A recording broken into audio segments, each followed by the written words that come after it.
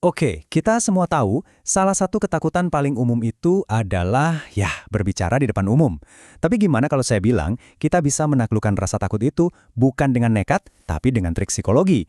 Nah, hari ini kita akan membongkar tuntas kenapa rasa takut itu muncul dan yang paling penting gimana cara mengakali otak kita sendiri.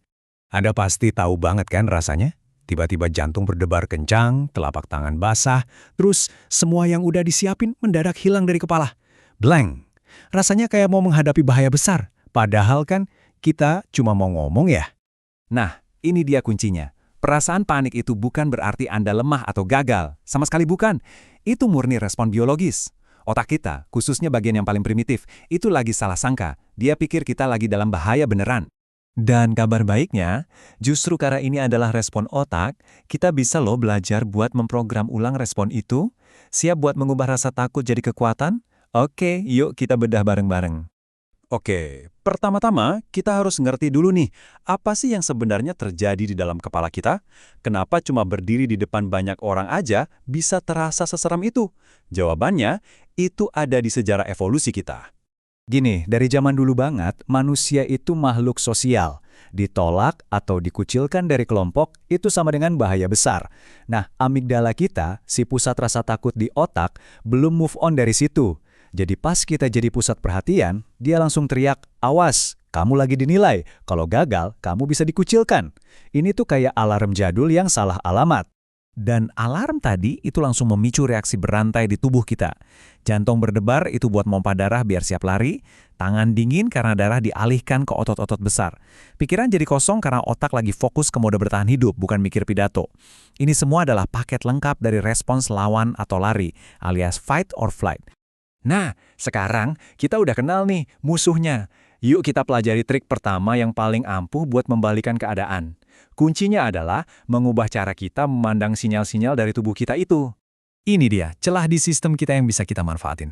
Coba dipikirin, sensasi fisik pas lagi takut, jantung berdebar, napas agak cepat, itu hampir sama persis dengan sensasi pas kita lagi semangat atau gembira banget. Keduanya sama-sama dipicu oleh adrenalin.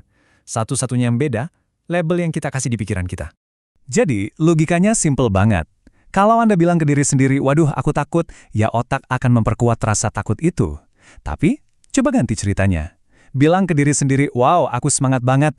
Ajaibnya, otak akan menafsirkan sensasi yang sama itu sebagai energi buat tampil keren. Ini namanya cognitive reframing atau pembingkaian ulang kognitif.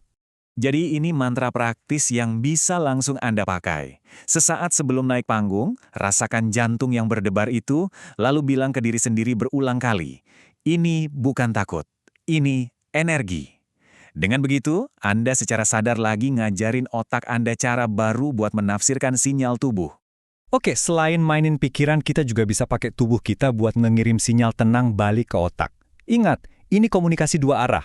Pikiran bisa pengaruhi tubuh, dan sebaliknya tubuh juga bisa banget pengaruhi pikiran. Waktu kita panik, napas otomatis jadi pendek dan cepat kan?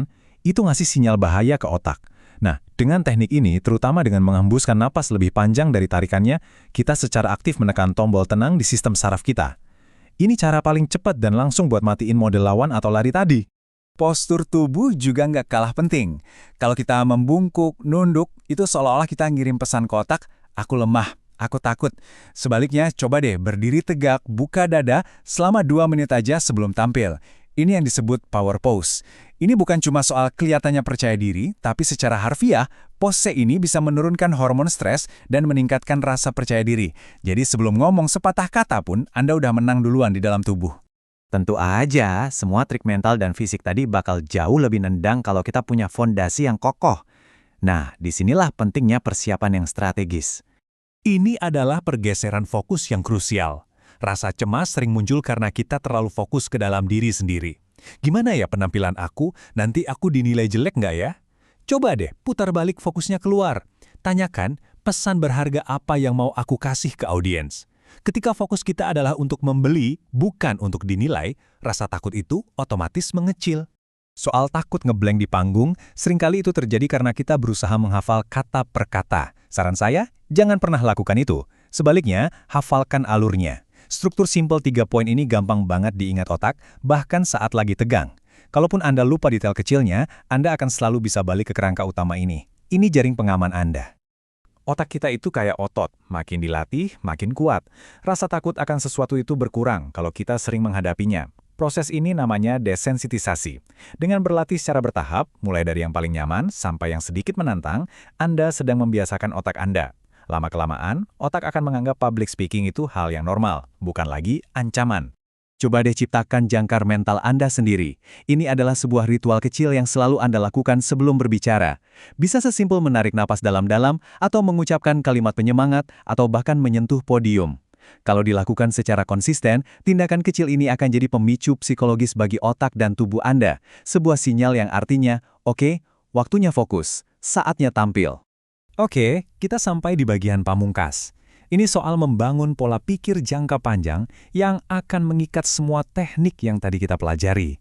Ini tentang cara Anda memandang diri sendiri dan yang paling penting, cara Anda memandang audiens. Ini satu kebenaran yang harus banget Anda ingat.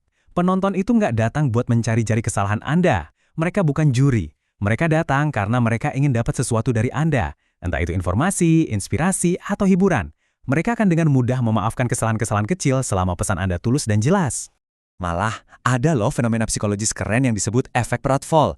Intinya, kalau audiens sudah menganggap Anda kompeten, terus Anda bikin kesalahan kecil, itu justru bisa bikin mereka makin suka. Kenapa? Karena itu membuat Anda terlihat lebih manusiawi, lebih relate. Jadi, berhentilah mengejar kesempurnaan yang mustahil itu. Pada akhirnya, semuanya kembali ke suara di dalam kepala kita. Pola pikir yang gugup itu fokusnya ke dalam. Jangan sampai aku salah, jangan sampai aku malu. Sebaliknya, pola pikir yang percaya diri itu fokusnya ke luar. Aku di sini untuk memberi nilai. Aku semangat mau berbagi pesan ini. Inilah inti dari semua pergeseran yang kita bahas hari ini. Jadi, setelah kita membongkar psikologi di baliknya dan punya semua alat untuk mengatasinya, pertanyaannya sekarang bukan lagi gimana kalau aku takut, tapi coba kita geser menjadi pesan penting apa yang ingin ku sampaikan kepada dunia. Ingat, demam panggung itu bukanlah tembok penghalang, tapi justru gerbang yang menunggu Anda buka.